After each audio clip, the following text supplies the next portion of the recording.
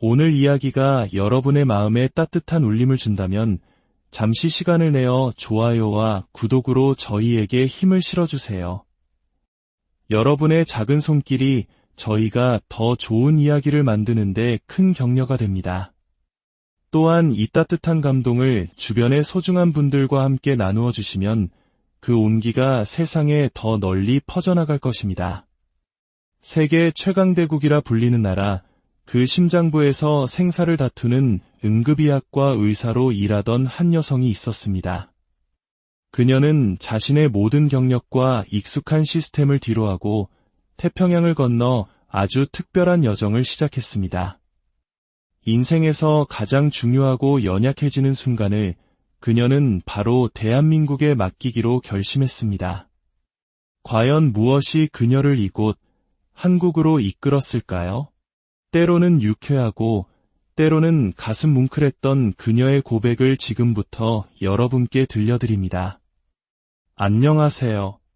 저는 미국에서 응급의학과 의사로 일해온 에밀리입니다. 늘 예측할 수 없는 사건으로 가득한 응급실에서 제가 의지할 수 있는 건 오직 숫자와 절차, 그리고 빽빽한 체크리스트뿐이었습니다. 환자를 볼 때는 통증 점수, 혈압, 맥박 같은 명확한 지표가 제 판단의 기준이었고, 위기 상황에서는 잘 짜인 매뉴얼이 제 등을 든든하게 받쳐주었죠. 그런데 정작 제 몸에서 아주 중요한 사건이 일어나려 할 때, 저는 그 모든 것보다 숨이 더 중요하다는 사실을 다시금 깨닫게 되었습니다.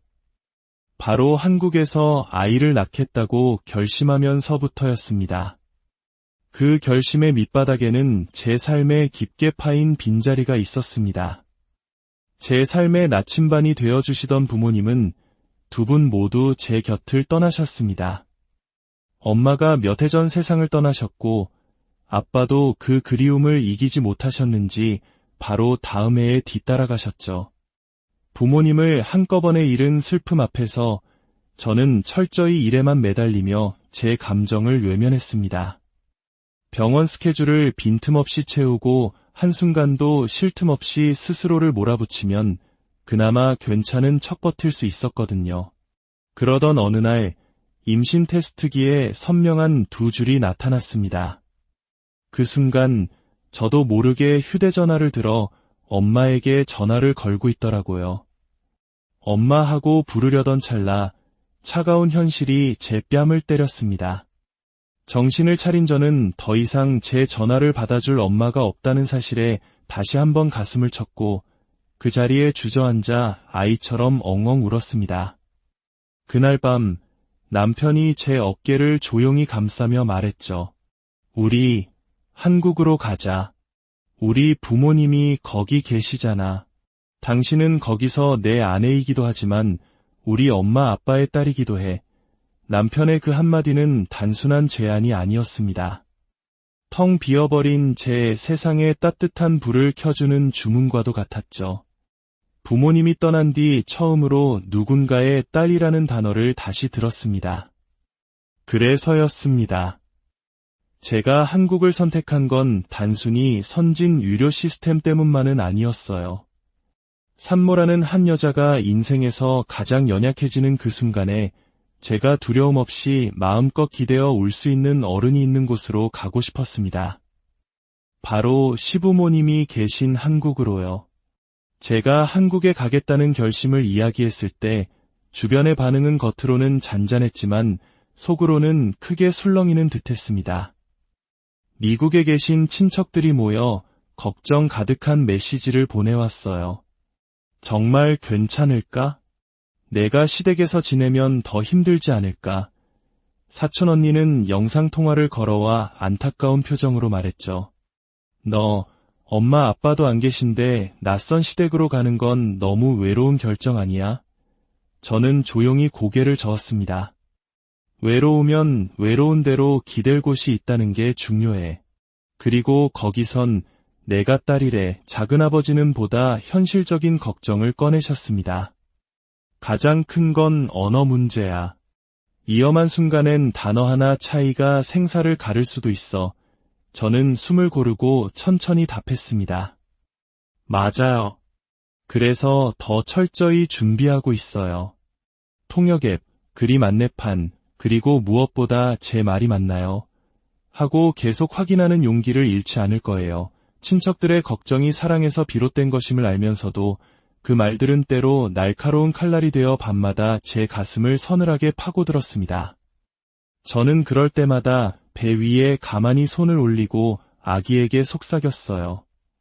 아가, 우리는 우리가 직접 보고 겪는 것들을 믿자. 남편을 처음 만난 곳은 칠흑 같던 새벽의 응급실이었어요. 아픈 어머니를 모시고 온 그는 어쩔 줄 몰라 하며 손을 떨고 있었죠. 저는 그의 손을 진정시키며 필요한 질문을 차분히 던졌습니다. 어머니는 영어가 편치 않아 보이셨고 그는 제 말을 어머니께 세상에서 가장 조심스러운 단어들로 옮겼습니다. 저는 어려운 의학 용어를 최대한 쉬운 말로 풀었고 그는 그걸 더 따뜻한 말로 바꾸어 어머니를 안심시켰어요. 검사와 처치를 마치고 어머니께서 한결 편안해지셨을 때 그는 제게 고개를 깊이 숙여 몇 번이고 인사를 했습니다. 어머니의 손을 꼭 잡은 채로요. 그 진심 어린 감사합니다. 한마디가 제 마음에 오래도록 남았습니다.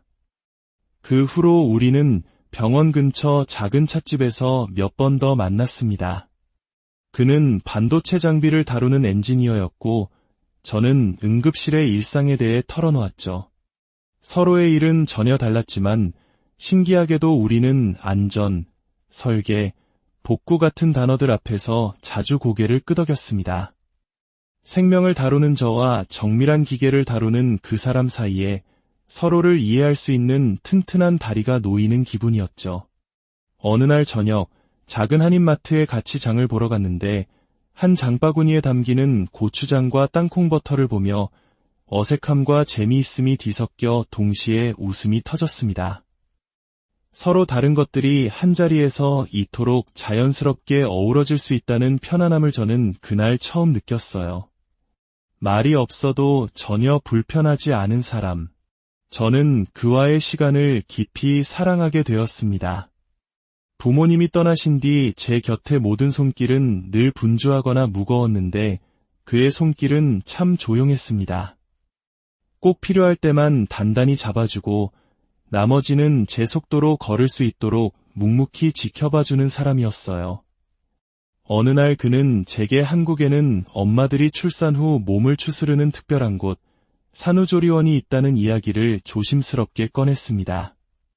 엄마가 온전히 회복하고 아빠가 부모가 되는 법을 배우고 아기가 세상에 익숙해지는 시간을 보내는 곳이라고요.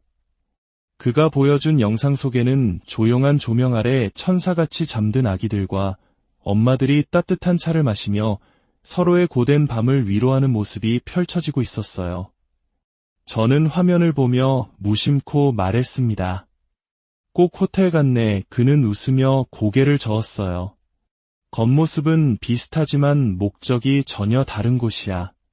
호텔은 즐기기 위해 머물지만 저곳은 온전히 회복했다는 마음으로 문을 나서기 위해 있는 곳이거든.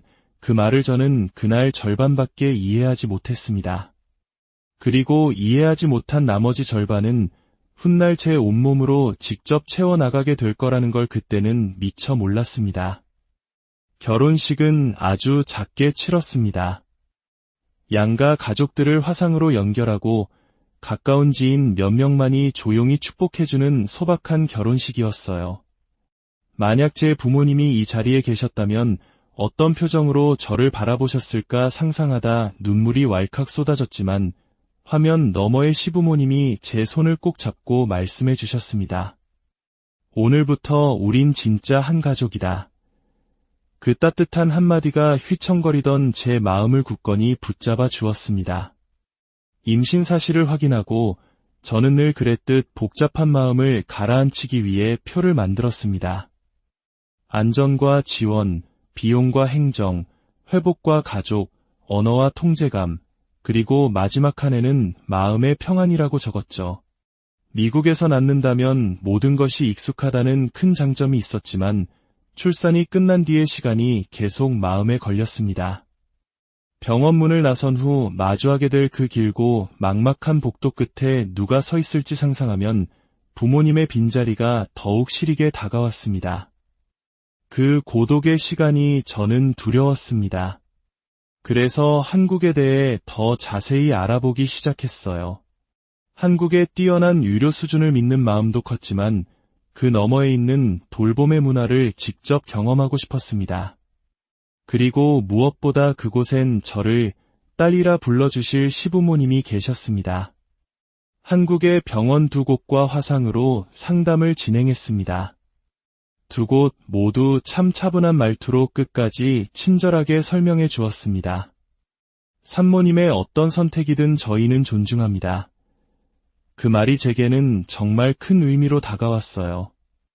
제 몸과 마음을 기준으로 온전히 저의 길을 선택할 수 있다는 뜻이었으니까요. 산후조리원은 3곳을 비교했는데 그중 한 곳의 답변이 유독 마음에 와닿았습니다. 모든 질문에 한결같이 어떤 선택이든 존중합니다. 라고 답했거든요.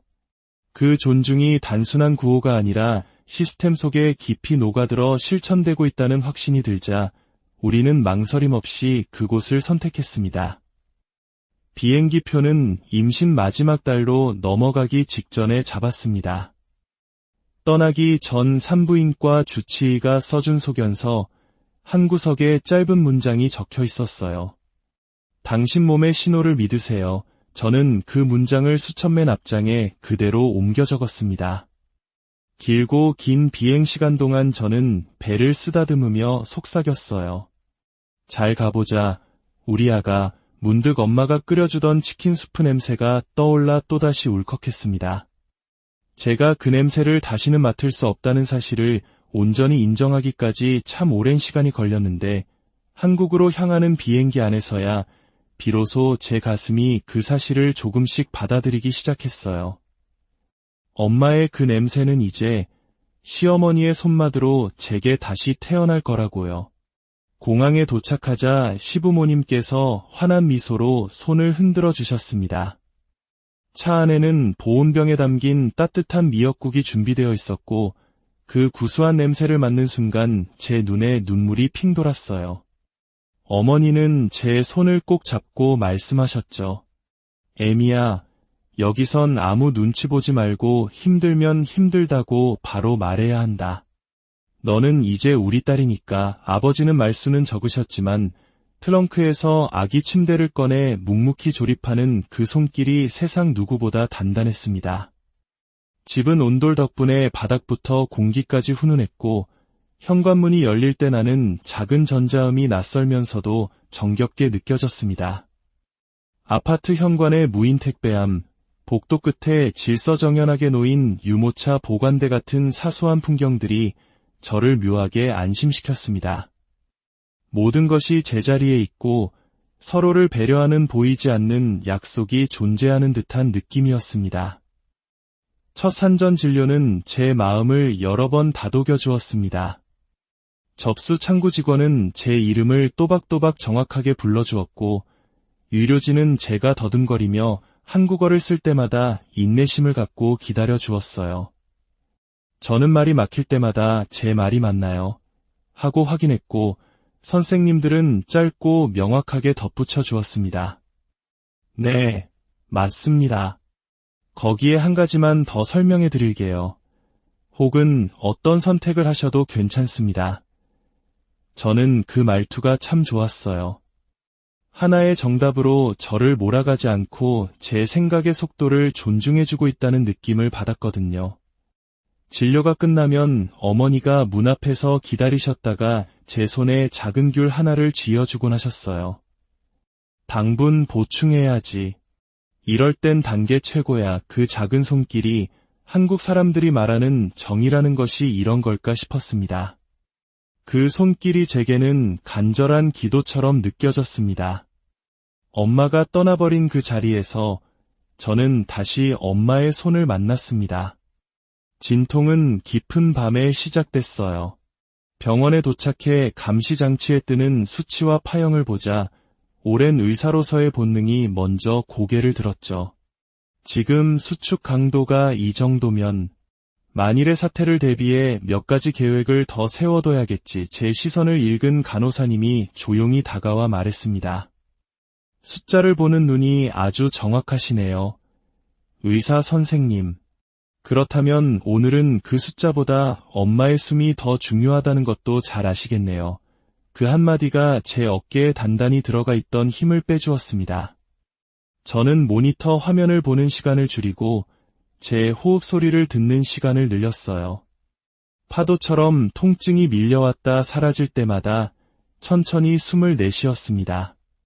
출산 과정은 생각보다 더뎠고 처음 세웠던 계획은 몇 번이나 바뀌었습니다. 저는 선택의 기로 앞에서 자주 흔들렸고 간호사님은 매번 같은 말투로 제게 선택지를 건넸습니다. 지금 결정하셔도 좋고 조금 더 기다리셨다가 결정하셔도 괜찮습니다. 저희는 산모님의 어떤 선택이든 존중합니다. 그 말은 마치 안개 속 등대처럼 방향을 잃고 헤매는 제 마음을 계속해서 안정시켜 주었습니다. 아이가 세상에 나와 첫 울음을 터뜨렸습니다. 그 울음소리는 제가 평생 응급실에서 들었던 그 어떤 소리와도 달랐어요. 제 마음 가장 깊은 곳을 뿌리부터 뒤흔드는 소리였습니다. 저는 웃으며 울었고 아이를 가슴에 안았습니다. 하지만 바로 다음 순간 저는 깊은 좌절에 빠졌습니다. 첫 수유가 뜻대로 되지 않았거든요. 아기가 입을 깊게 벌지 못했고 제 자세도 계속 어긋났습니다. 내가 뭘 잘못하고 있나 봐. 그 자책감이 머릿속을 떠나지 않았습니다. 새벽 3시, 저는 결국 모유 수유 상담을 요청했습니다. 조용히 문이 열리고 상담사 선생님이 낮은 목소리로 인사를 건넸어요. 어머니, 괜찮습니다. 지금 아주 잘하고 계세요. 우리 자세만 아주 조금 바꿔볼까요? 제가 죄송해요 라고 말하자 선생님은 단호하게 고개를 저었습니다. 죄송할 일이 전혀 아니에요. 이건 혼자 해내는 일이 아니라 아기랑 엄마가 함께 배워나가는 일인걸요. 상담사님은 제 어깨에 들어간 힘을 부드럽게 빼주고 아기의 턱을 작은 수건으로 받쳐주었습니다. 그러자 정말 마법처럼 모든 것이 맞아떨어지는 감각이 전해졌습니다. 아기의 입술이 제 몸을 단단히 물었고 빨아들이는 리듬이 완전히 달라졌습니다. 그 자리에서 저는 또 눈물을 터뜨렸어요. 잘하고 계세요. 어머니, 지금 그대로가 맞습니다. 그 짧은 문장 하나가 저의 길고 어두웠던 밤을 구원했습니다. 조리원에 입실하던 날, 저는 작은 안내문 앞에서 한참을 서 있었습니다. 아기와 함께 머무실 수 있습니다. 쉬고 싶으시면 언제든 신생아실에 맡겨주세요. 저희는 어머니의 어떤 선택이든 존중합니다. 저는 첫날 밤 솔직히 죄책감을 느끼면서도 아기를 맡기고 푹 쉬기로 했습니다. 눕자마자 깊은 잠에 빠져들었고 눈을 뜨니 6시간이 훌쩍 지나 있었습니다. 은은한 조명 아래 유리창 너머로 들려오는 작은 숨소리들이 밤하늘의 별빛처럼 반짝였습니다. 그래, 나는 내일부터 더 괜찮은 엄마가 될 수 있을 거야. 마음속에서 단단한 다짐이 피어올랐습니다. 남편은 조리원에서 진행하는 예비 아빠 교육에 열심히 참여했습니다. 기저귀 갈기, 목욕시키기, 트림시키기. 처음에는 서툴러서 덜덜 떨리던 그의 손이 하루가 다르게 능숙해졌어요. 누군가의 손길이 어설픔에서 능숙함으로 옮겨가는 그 시간, 그 변화의 속도를 함께 지켜보는 일이야말로 진짜 가족이 되어가는 과정이라는 것을 저는 그때 처음으로 몸으로 배웠습니다. 식사는 제가 예상했던 것보다 훨씬 더 체계적으로 설계되어 있었습니다. 특히 미역국이 정말 자주 나왔어요. 영양사 선생님은 소화가 편하고 수분 보충에 탁월하며 산모의 회복에 큰 도움이 된다고 설명해 주었습니다. 그 순간 단조로움은 지루함이 아니라 의도가 있는 반복이라는 것을 깨달았습니다. 네모난 식판이 마치 제 몸과 마음을 위한 맞춤 회복 계획표처럼 보였거든요. 조리원에서 보낸 2주는 마치 몇 달과도 같은 밀도를 가지고 흘러갔습니다. 상담사님의 부드러운 손짓과 말투, 정답을 강요하지 않고 선택지를 주던 방식, 남편의 손이 날마다 달라지던 속도, 그리고 투명한 결제 시스템까지. 어느 날 신생아실 창밖에서 곤히 잠든 아기를 한참 보고 있자 스태프 한 분이 조용히 다가와 말해주었습니다. 어머니, 잠시 의자에 앉아 눈을 감으셔도 돼요. 내가 잠든 동안에도 누군가가 내 아기를 안전하게 지켜보고 있다는 느낌. 그 절대적인 안정감은 제가 의사로서 평생 환자들에게 선물하고 싶었던 바로 그것이었어요. 그런데 이번에는 제가 그 선물을 받는 쪽이었습니다. 조리원 퇴소날, 우리는 아기의 발도장을 기념으로 찍었습니다. 작은 발이 붉은 인주를 품고 하얀 종이 위에 찍히는 순간 지난 밤들의 고됨이 야른 껍질처럼 벗겨져 나가는 기분이었어요. 현관문을 열자 따스한 햇빛이 쏟아져 들어왔습니다. 남편이 아기를 안고 저를 보며 말했습니다. 우리 이제 진짜 집에 가자. 저도 활짝 웃으며 답했어요. 응. 우리 집에 가자. 며칠 뒤 친척들과 영상통화를 했습니다. 저는 말없이 조리원에서 받은 사진첩과 수료증, 그리고 시어머니가 손수 바느질해준 아기 속사계를 차례로 보여주었습니다. 화면을 보던 사촌 동생이 조용히 말했습니다. 언니, 이제 알 것 같아. 우리가 했던 건 걱정에 탈을 쓴 사랑이었지만 언니가 거기서 찾은 것도 결국 사랑이었네. 저는 웃으며 고개를 끄덕였습니다. 응, 맞아. 같은 사랑인데 방식이 조금 달라. 여기에는 과시적이지 않고 지속적인 배려가 시스템처럼 존재해. 작은 이모는 화면 너머 눈가를 훔치며 말했어요. 내 엄마가 살아있었어도 똑같이 했을 거야. 아마 아무 걱정 말고 푹 쉬어라 그 말만 반복했겠지. 저는 그 말을 듣고 그 자리에서 또 울었습니다. 이번에는 슬픔이 아니라 가슴 가장 깊은 곳까지 따뜻해지는 온기 가득한 울음이었습니다. 이제 와서 뒤돌아보면 제가 한국에 오기 전 그토록 두려워하던 것들은 실제로는 이곳에 없거나 있더라도 아주 쉽게 작아지는 것들이었습니다. 언어가 벽이 되지 않도록 돕는 수많은 다리가 있었고, 비용이 공포가 되지 않도록 하는 투명한 시스템이 있었고, 친절이 일회성 과시가 아니라 반복되는 배려로 쌓여 하나의 문화를 이루고 있었어요. 그리고 무엇보다 제가 부모님의 부재를 슬픔이 아닌 그리움으로 정직하게 마주할 수 있게 해준 사람들이 있었습니다.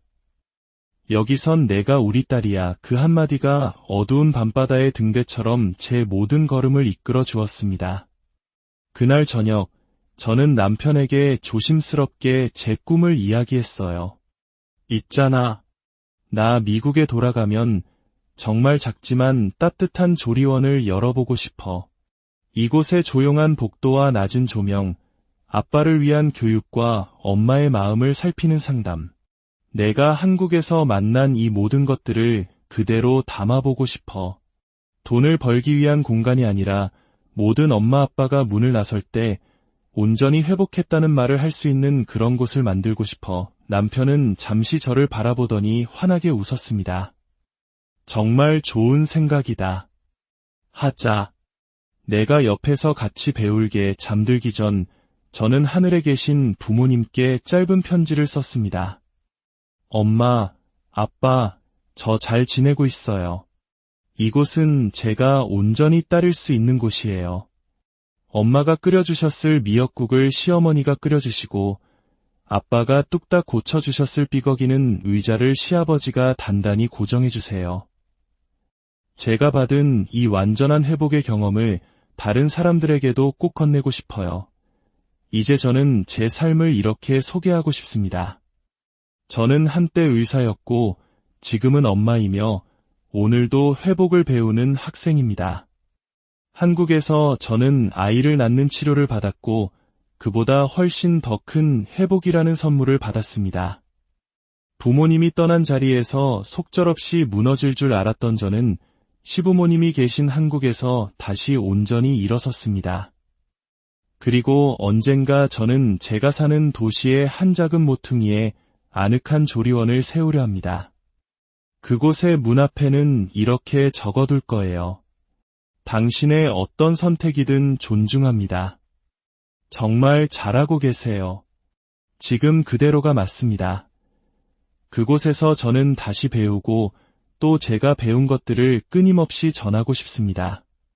숫자보다 숨이 더 중요한 수많은 순간들을요. 그리고 그 소중한 순간들을 혼자가 아닌 함께 건너는 법을요. 그 모든 길의 시작을 알려준 이 나라와 이곳에서의 시간에게 아주 오래도록 고맙다고 말하고 싶습니다. 한 사람의 인생의 전환점이 되어준 한국의 따뜻한 돌봄 시스템. 우리가 어쩌면 당연하게 여겼던 것들의 소중한 가치를 다시 한번 느끼게 되는 시간이었습니다. 여러분은 오늘 이야기를 통해 어떤 생각이 드셨나요? 이것만큼은 정말 세계에 자랑할 만하다 하는 우리만의 문화가 있다면 자유롭게 여러분의 생각을 들려주세요.